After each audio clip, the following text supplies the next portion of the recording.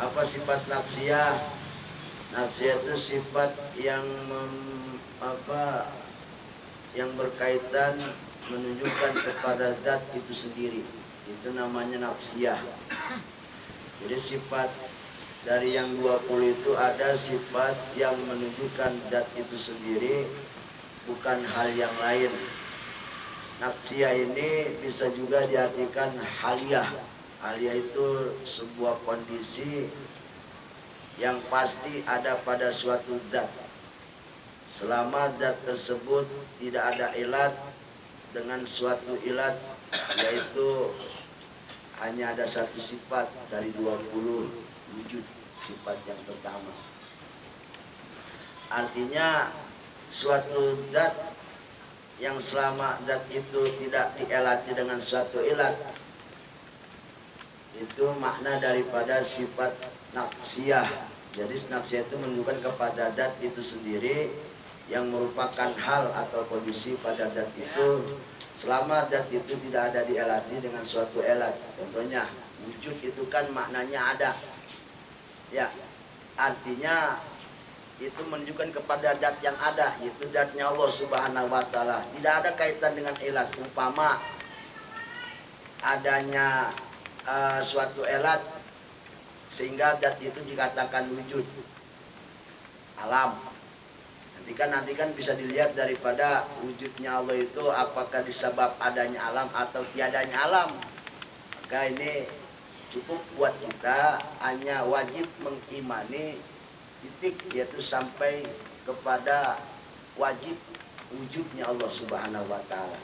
Itu mah nggak dilihat dari segala apa model umpama elat-elat apanya, nggak usah. Sebab itu mah udah nanti kemasuknya gomidil kalam, hal-hal yang mungkin mendalam dalam hal perkara ilmu tauhid. Jadi kita buat orang awam cukup mengimani wajib bagi Allah bersifat wujud.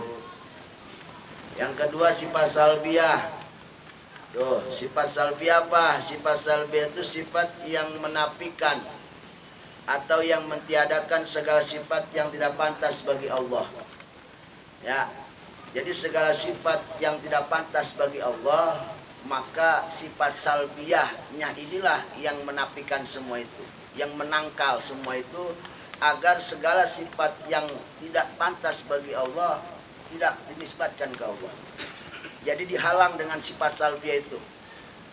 Ya. Jadi sifat-sifat kekurangan ataupun sifat-sifat yang disebut aib itu tidak terbatas, memang tidak terbatas. Maka cukup dengan 5 sifat salbiyah ini disebut dapat ditangkis segala sifat-sifat kekurangan atau hal-hal yang gak pantas bagi Allah Subhanahu wa Ta'ala. Itu kurang lebih ada 5. Inilah 5 pokok sifat inilah yang dirumuskan oleh ulama, terutama ulama ilmu kalam. Seperti qidam, terdahulunya Allah, terus baqo, kekalnya Allah.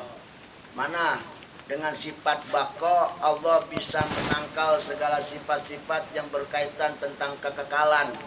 Maka baqo cukup bagi kita untuk menangkal segala sifat yang kekurangan bagi zat Allah Subhanahu wa Ta'ala. Mukhalafatul hawadisi. Terus yang keempat qiyamu binafsihi, dan yang kelima wahdaniyat. Ya, seperti wahdaniyat kemarin. Jadi sifat wahdaniyat termasuk sifat salbiyah. Artinya sifat wahdaniyat ini bisa menangkal segala sifat yang gak pantas bagi Allah. Seperti Allah banyak, ditangkal dengan wahdaniyat. Umpama sifat Allah, af'alnya Allah, umpama hal dalam menciptakannya Allah, Allah butuh kenek. Maka dengan wahdaniyat ditangkal itu. Sebab apapun perlu pertolongan itu adalah hal kelemahan. Ya, atau umpama Allah ada syarik atau ada yang sederajat dengannya, maka dengan wahdaniyat ditangkal itu semua. Artinya Allah tunggal dan Allah tidak butuh siapapun makhluknya. Jadi dengan wahdaniyat cukup menangkal segala apa-apa sifat-sifat yang bentuknya kekurangan bagi zat Allah Subhanahu wa Ta'ala. Jadi salbiyah itu sifat-sifat, kalau nggak salah ada 5 itu ya, idam, bako, mukhalafatul hawadisi, qiyamu binafsihi, wahdaniyat. Jadi dengan sifat 5 ini ditangkal segala atau dihalangi segala apapun sifat kekurangan-kekurangan atau sifat yang ada pada makhluknya nisbatkan kepada Allah Subhanahu wa taala. Ya, sebetulnya sifat Allah itu kan banyak, enggak terhitung. Kesempurnaan Allah itu tiada batas. Lalu kenapa sampai ada rumus 20 sifat wajib bagi Allah? Mungkin ini adalah udah istiqra'nya ulama, udah usaha mati-matiannya ulama ilmu kalam untuk membenarkan akidah al-sunnah wal jamaah supaya lurus akidah sebagaimana akidah-akidah yang dipegang pedoman oleh para sahabat sampai kepada Rasulullah. Karena sifat 20 ini yang bisa pakai dalil akli dan dalil nakli gitu. Jadi cuman yang 20 ini yang bisa dipakai dalil nakli dan bisa dipahami dengan dalil akli, maka 20 jadinya. Adapun kalau sifat Allah nggak terhitung, Allah yang tahu itu mah. Jadi yang 20 ini rumusan daripada akidah Ahlussunnah wal Jamaah, sifat wajib bagi Allah yang 20 ini, karena sifat yang 20 ini bagi Allah ini bisa dipahami dan dimengerti baik itu memakai hujah atau dalil akli, akal, atau dari nakli, yaitu Quran atau hadis. Yang lain mungkin sifat-sifat Allah yang nggak terhitung mungkin banyak memang, cuman mungkin nggak bisa dilihat dari dalil akli dan naklinya.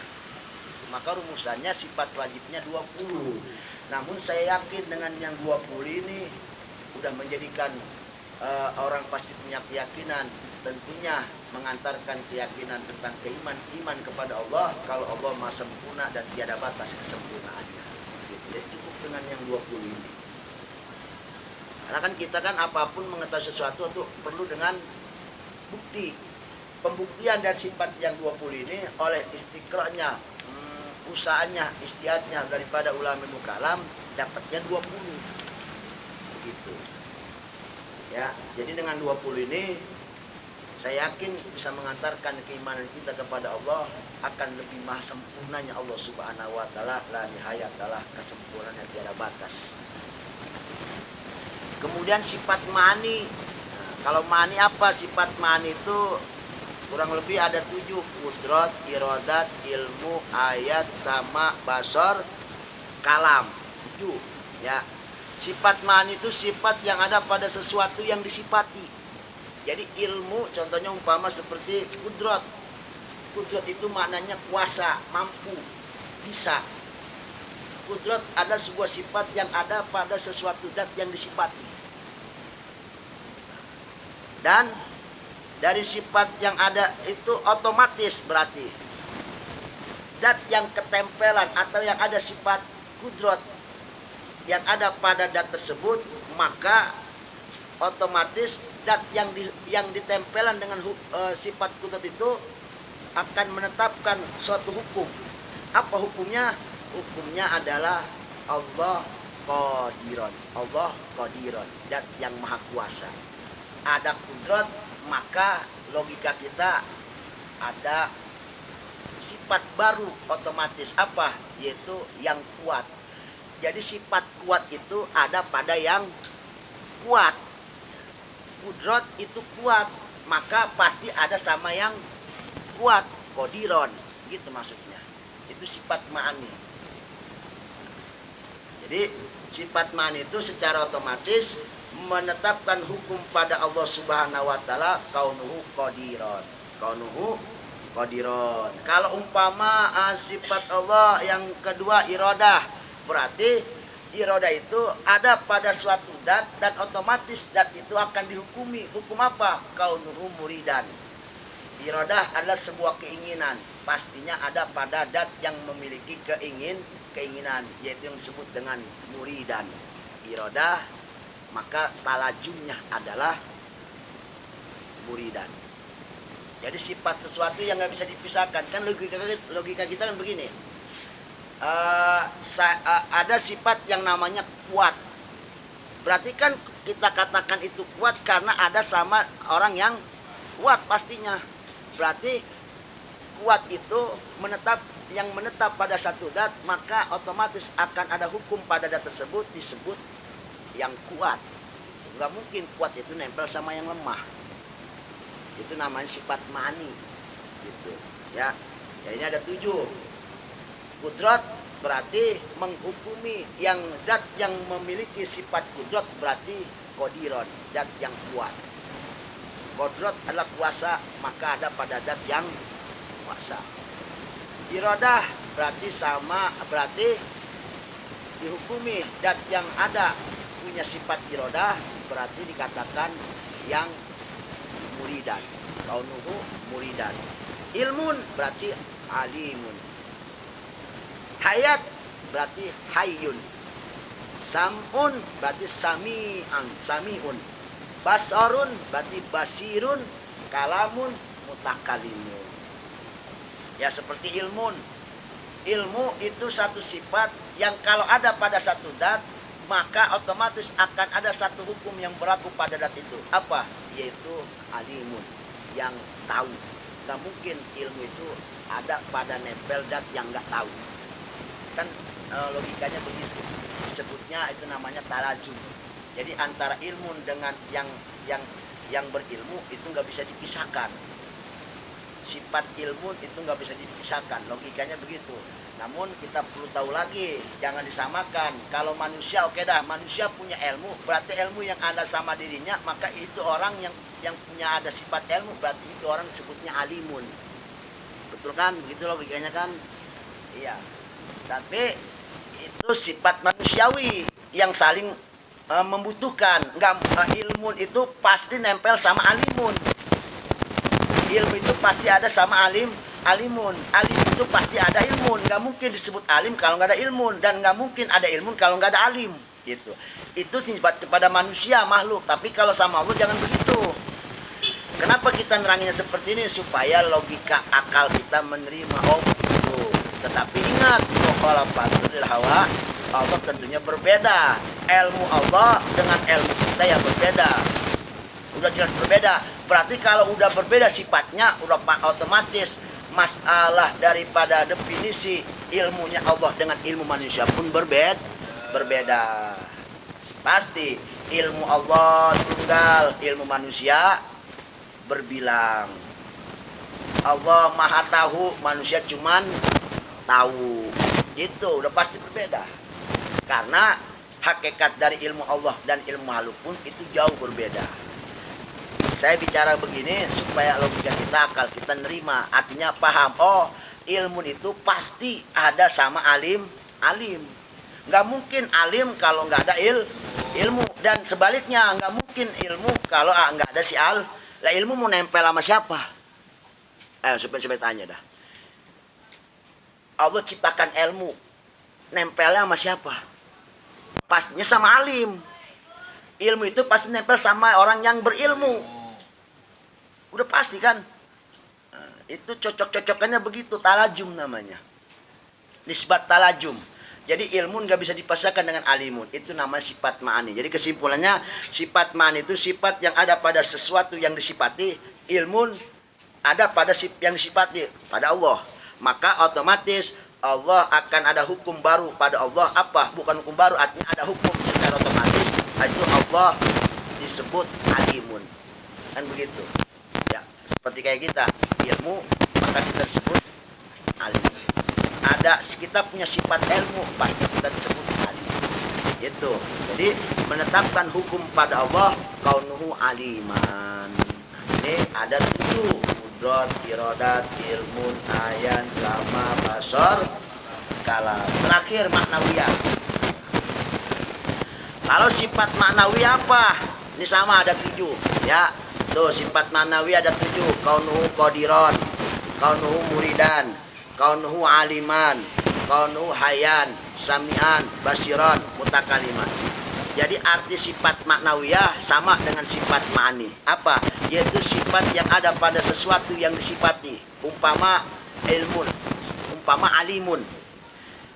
Ada pada yang disifati Allah, Allahu alimun, gitu bahasanya. Maka pasti akan ada hukum pada dat yang ketempelan sifat alimun itu, yaitu sifat ma'ani. Maka kesimpulannya sifat maknawiyah adalah sebuah kondisi dat yang ada sifat alimun yang akan selalu menetap ada yang namanya sifat ma'ani. Tadi yang namanya alimun pasti ada ilmu. Gak mungkin ilmu ada yang alimun gak ada. Kan begitu. Ini kitab kan ilmu. Gak mungkin ini ada kalau gak ada yang berilmu yang ngarang. Itu orang alim. Makanya ada ya karena ada yang alim. Itu logikanya begitu. Ya.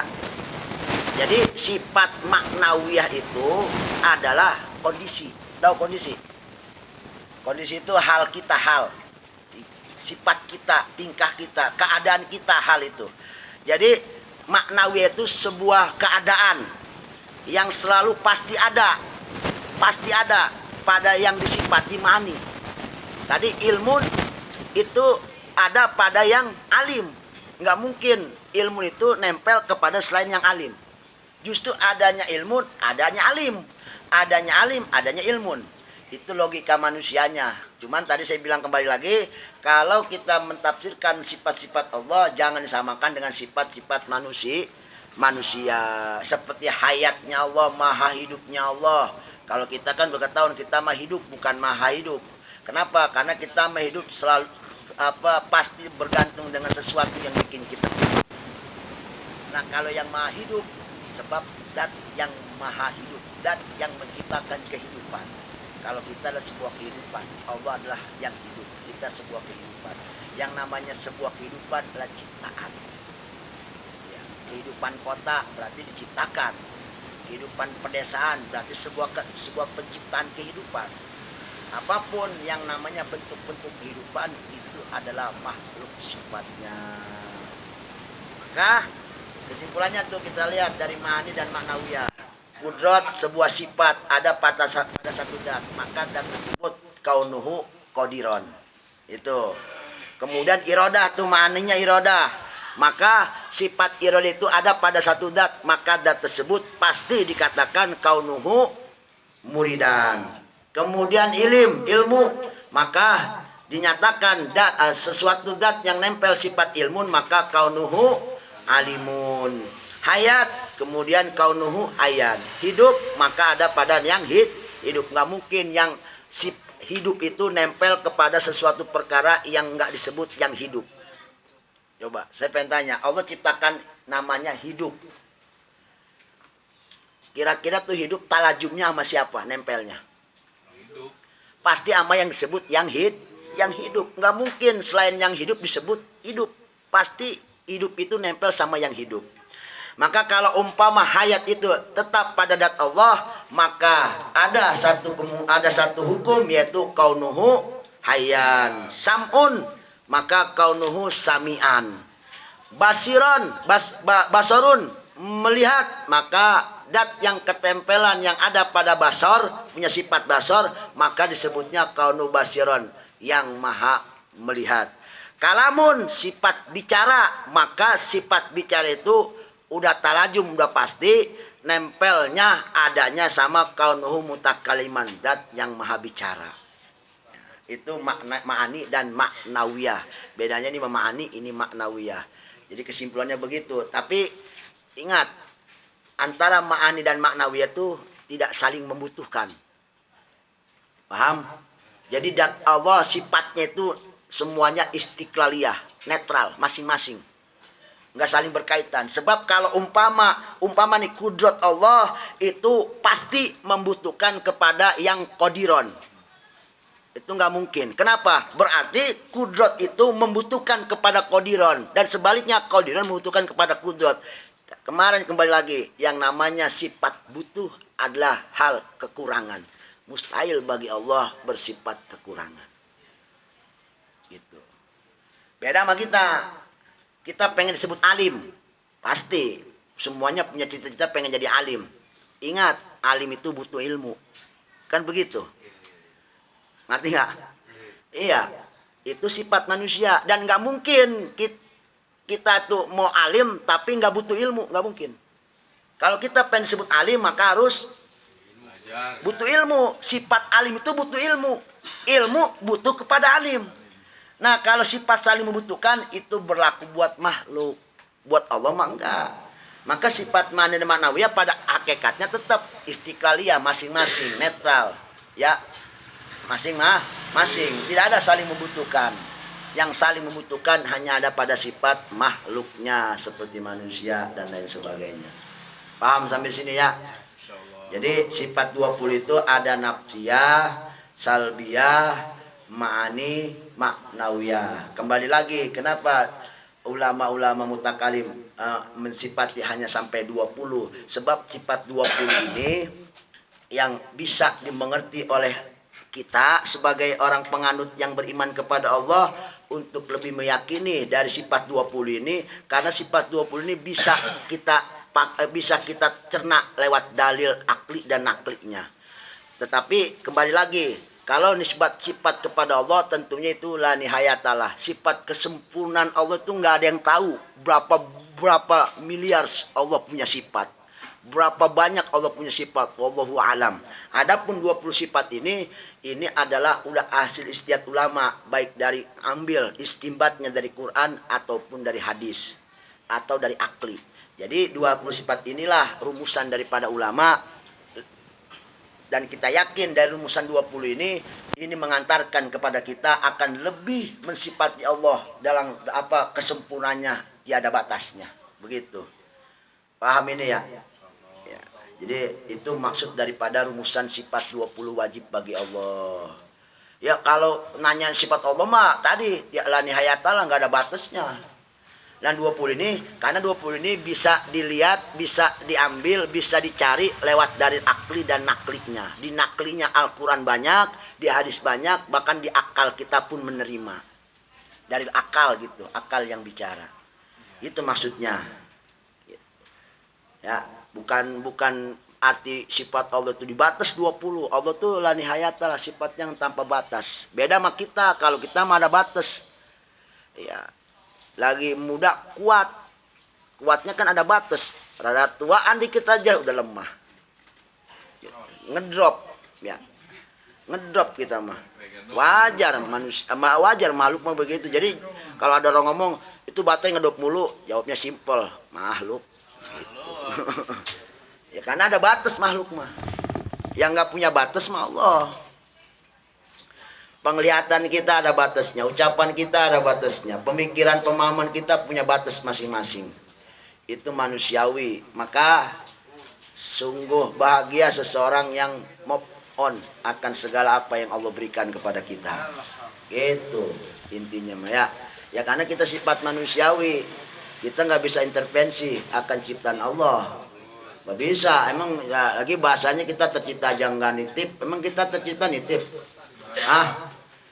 Kita nitip mesen sama lo gitu WA, pengen jadi orang roktok, ya rumahnya di ano, gangnya ano, nitip gitu. Enggak, kita mah terima bersih aja udah jadi begini. Gitu. Yang namanya perkara terima bersih mah jangan pakai banyak nego-nego gitu. Kecuali kalau kita mesen, baru itu kita bisa nego-nego itu mah kalau ada kekurangan. Kita mah nggak mesen kan sama Allah. Masalah apapun kita nggak boleh intervensi. Dikasih ilmu nggak boleh kita nego-nego sama Allah. Ya Allah, ngapa gua ilmunya satu yang ono menjadi kiai? Gitu. Ya Allah, kenapa dia umurnya panjang, gua rada pendek? Ngapa aja sehat gua yang sakit mulu? Itu mah udah hak Allah, ngapain pakai intervensi? Urusan kita mah tinggal nerima aja. Maupun itu maksud nerimain apa adanya. Jadi jalanin. Sakit ya jalanin, sehat ya jalanin. Kalau sakit ya berobat, berobat itu ibadah. Sehat ya usaha, usaha itu ya ibadah. Jadi kita mah sebetulnya sakit ibadah, sehat ibadah.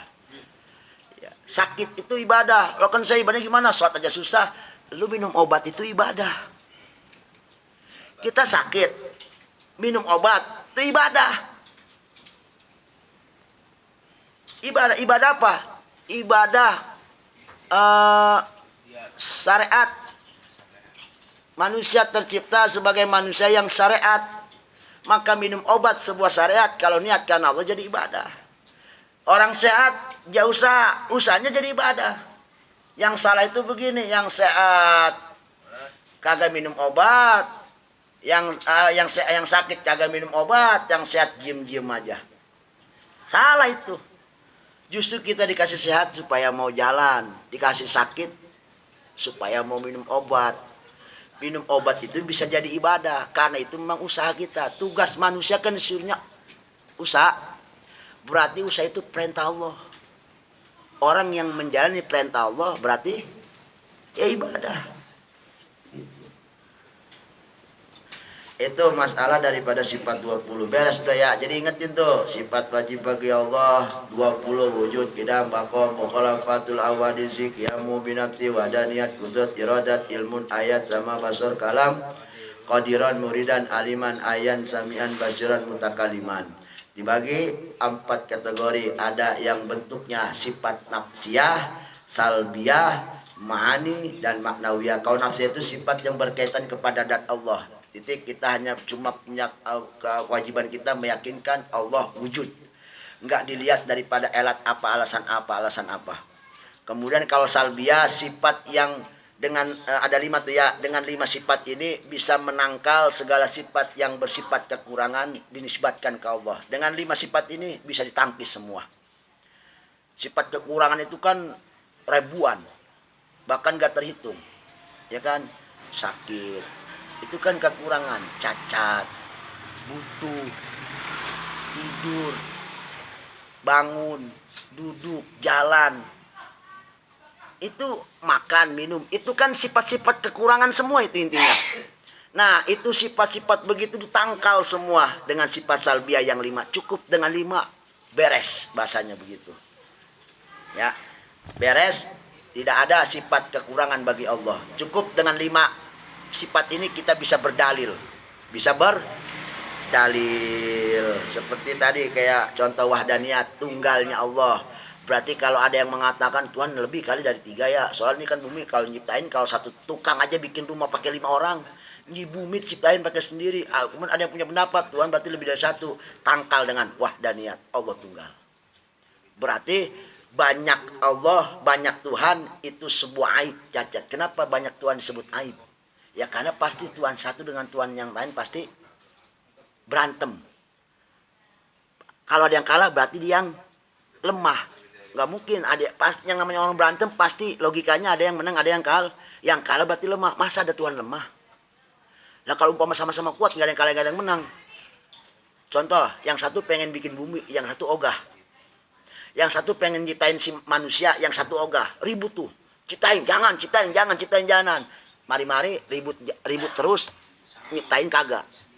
Ya kagak jadi bikin. Ribut mulu. Yang satu pengen jadi, yang satu kagak mau jadi, yang satu pengen jadi. Kira-kira bagaimana jadinya, endingnya? Nihil berarti. Tuhan pada berantem mulu.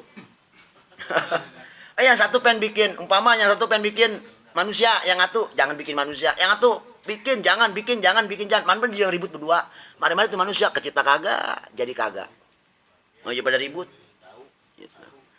Itu yang namanya, ya kita jangankan Tuhan ya, yang sifatnya begitu luar biasa. Manusia aja yang lemah kayak begini, kalau ada 2 pemimpinan pasti ribut. Bayangin coba, di kampung kita ada 2 RT. Saya yakin pasti ribut. Yang satu pengen bikin selokan, yang satu ogah. Ayo coba tuh, jadinya gimana? Stempel 2, tantangan 2. Ribet. Betul apa enggak? Nah, jadi istilahnya logika kita kan begitu. Di mana amanah ada yang berkuasa 2 orang dalam satu tempat pasti akan hancur. Bayangin coba kalau kita naik mobil Grab, yang nyupir 2, yang nyupir berdua, dua-duanya pakai map, Google Map. Coba yang atung belokin ke kiri, yang atu ke kanan. Ayo jadi gimana? Nabrak, lempeng aja. Yang atu gak belok, yang atu belok kanan, mari-mari lempeng aja. Kan begitu. Pimpinan tuh nggak boleh ada 2. Dalam satu atap tuh nggak boleh ada 2. Bahaya. Bahaya. Itu wahdaniyatnya Allah Subhanahu wa ta'ala. Atau umpama ada pemikiran Allah itu tersusun sebagaimana kayak susunan manusia, ada kepala, ada kaki, ada tangan, segala-galanya ditangkal oleh sifat wahdaniyat. Itu sifat aib, maka nggak boleh. Maka nggak boleh Allah itu sebagaimana satu-satunya makhluknya Allah. Jadi jangan punya pikiran tuh yadullah, Allah bertangan, wajhullah, Allah berwajah. Banyak ayat-ayat tuh yang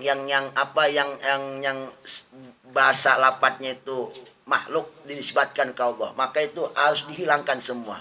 Seperti kul huwallah. Huwa itu kalau kata Pamumu bahasa Arab tuh, huwa itu kan domir mudakar, domir laki-laki. Allah itu bukan laki-laki. Allah itu bukan perempuan. Lalu bagaimana kita cara mensikapi kalau ketemu lafaz huwa dinisbatkan ke Allah? Maka hilangkan itu mudakar muannasa, hilangkan semua. Lalu pernah kan kita sering dengar inna anzalna, bener nggak? Inna anzalna itu domir nahnu, domir kami. Inna anzalna berarti kami itu satu apa banyak? Nggak mungkin Allah banyak. Inna anzalna itu kan maknanya itu kan kami. Bagaimana cara mensikapi itu ayat? Sikapilah ayat dengan bijak. Apa bijaknya? Kita udah ngaji, ada yang namanya wahdaniyat, tunggal Allah. Berarti nahnu di situ bukan kami, tapi saya. Lalu itu aturan kami, hilangkan itu semua. Jadi nggak berlaku sifat makhluk kepada Allah. Bahasa kamus di Arab, bahasa nahu, bahasa sorof itu nggak berlaku buat Allah. Nggak mungkin Allah itu sudah. Tapi kan bahasa di Quran itu banyak pakai bahasa zaman sudah. Itu anjalna itu maknanya sudah. Sudah turun. Berarti kan zamannya udah. Wow, berarti Allah udah dong. Nggak berlaku bagi Allah itu sudah, sedang, akan nggak berlaku. Siang, malam, kemarin, sekarang, besok nggak berlaku. Minggu ini, minggu lusa, tahun ini, tahun depan. Nggak ada tuh Allah tahun ini, tahun depan, tahun kemarin, tahun sekarang, nggak ada.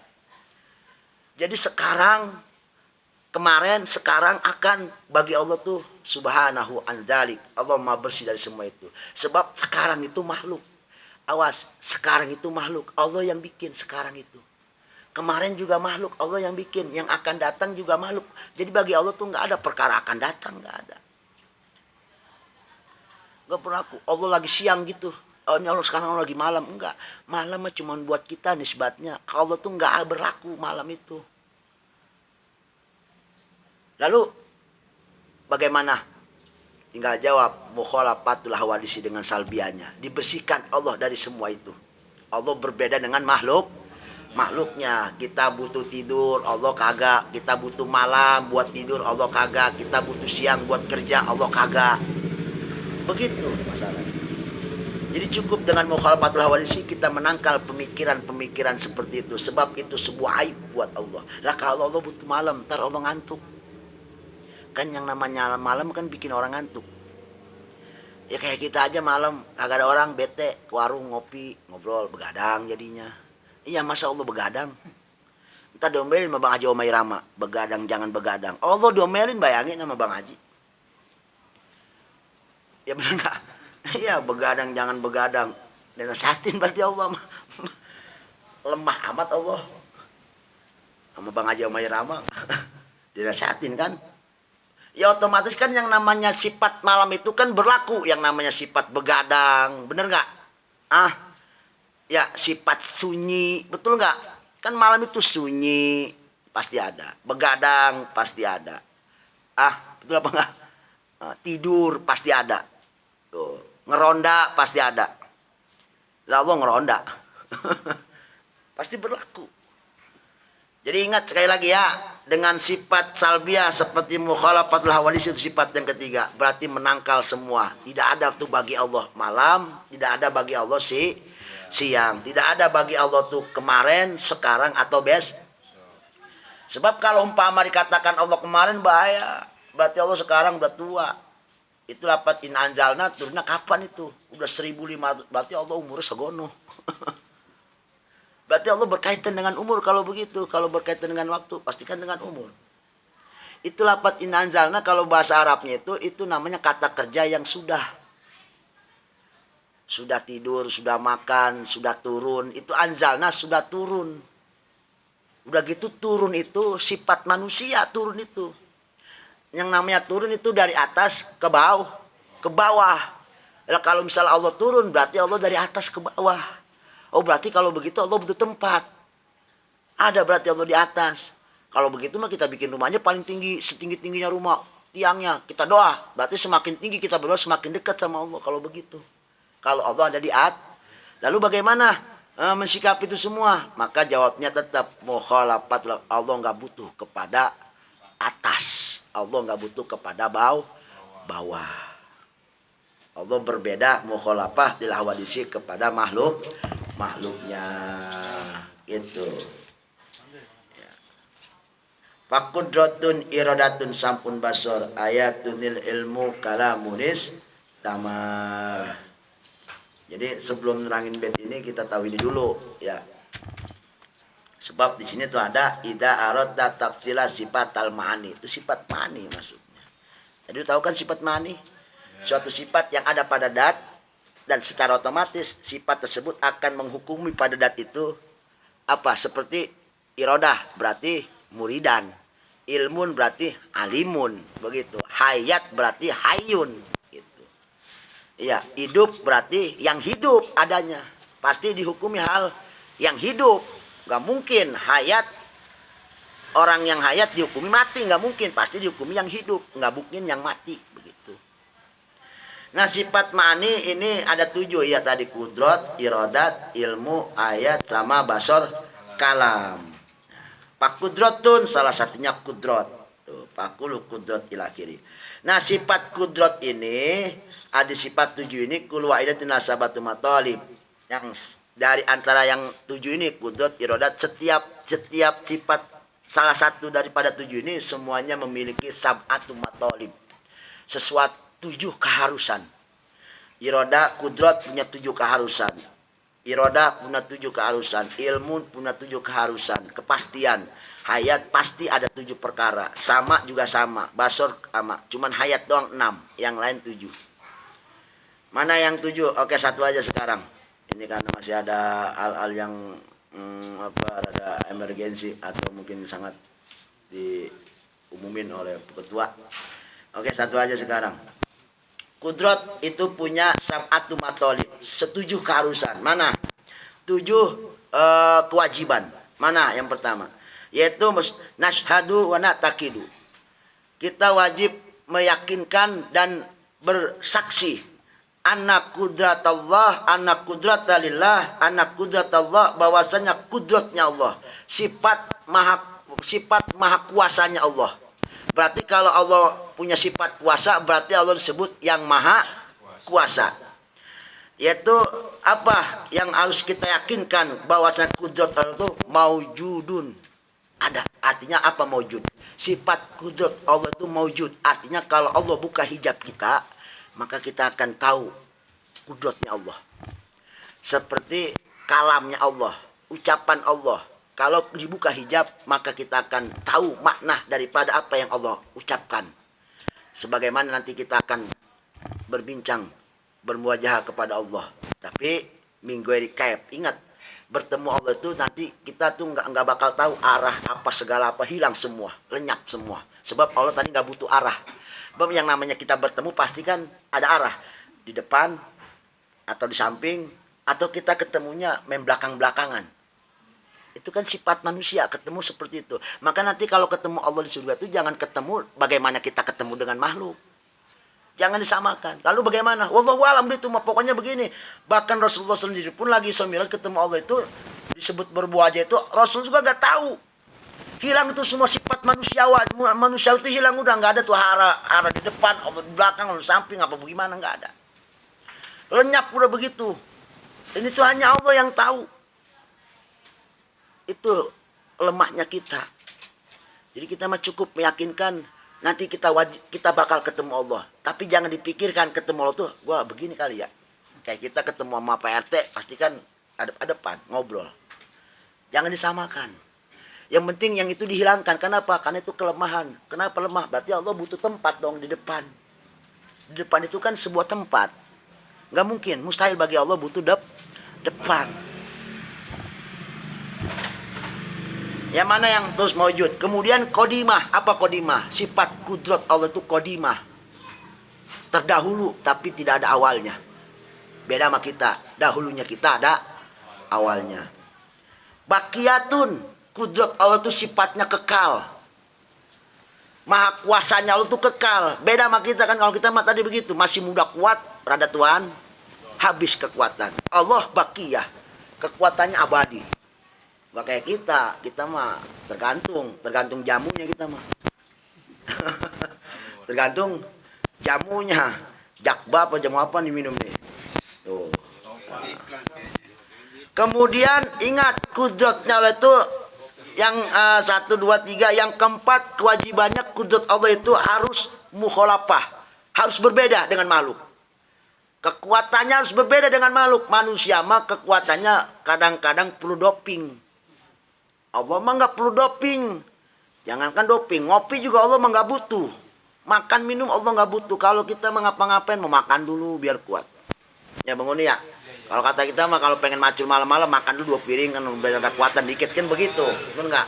Ya kalau kurang kuat tiba nama jamu kan begono. Iya pasti berbeda. Allah tuh nggak kayak begitu. Kekuatan Allah tuh mukhalafah. Jelas berbeda. Kudratnya Allah Subhanahu Wa Taala. Maknanya pun berbeda. Kalau kita mah kuat, Allah maha kuat. Kita mah kuasa, Allah maha kuasa.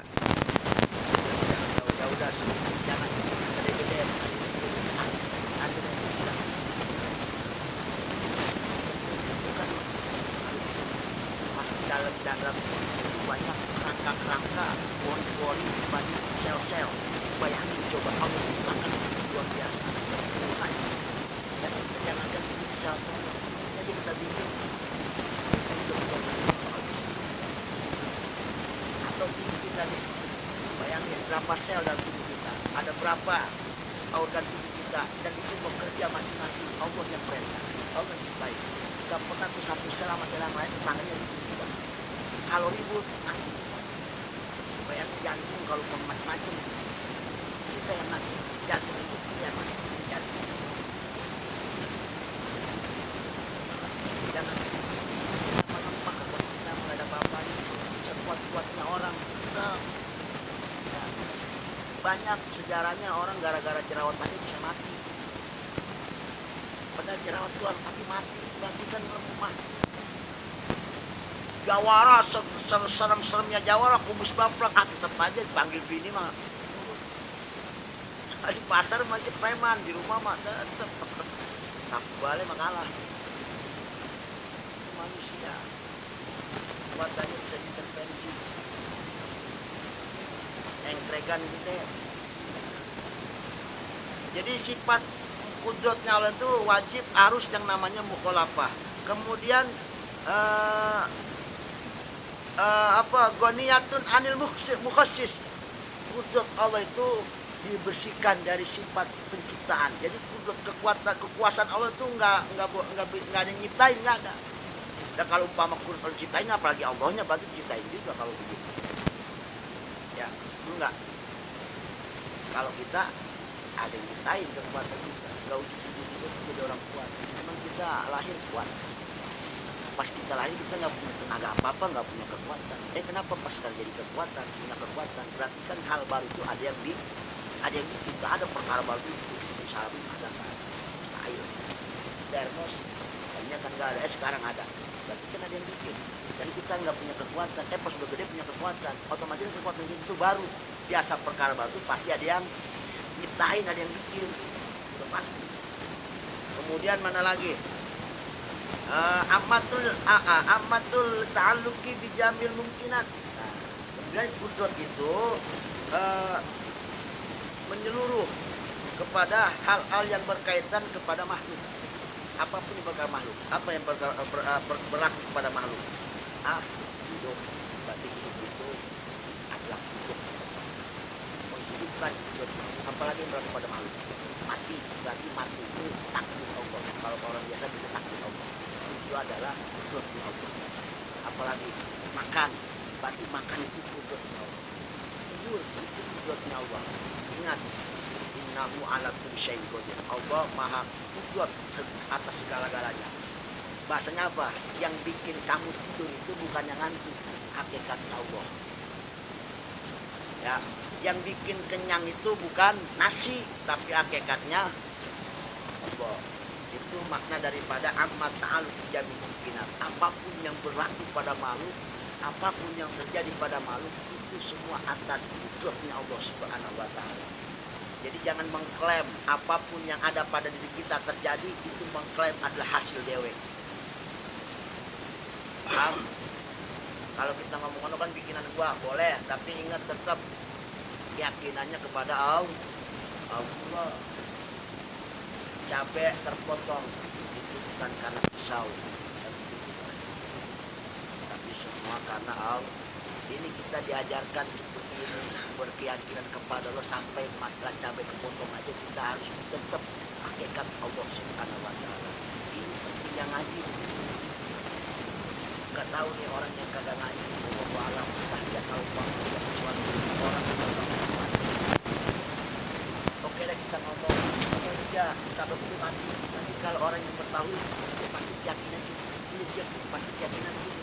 Kalau orang sabar mati, ada kata yang dibuat apa? Syariat. Enggak tahu kalau yang kagak ngaji, itu ada bahasa syariatnya enggak? Nah, ini kan yang bahaya di sini. Berarti kalau umpama nanti dia enggak ada bahasa syariatnya, berarti yang punya Tuhan dua.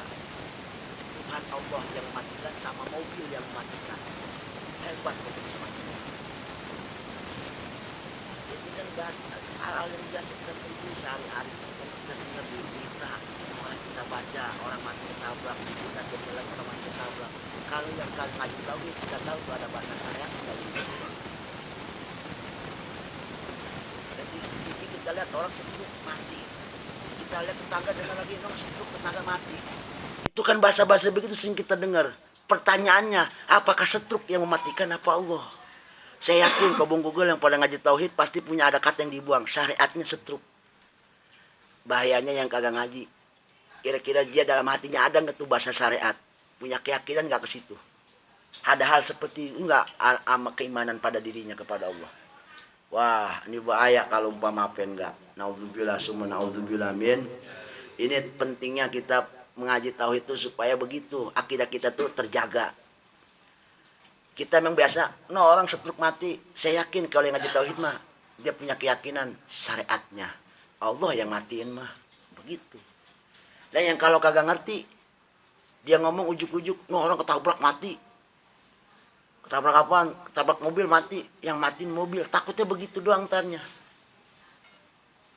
Bahaya nggak? Oh bahaya. Awas, wala tamutunna illa wa antum.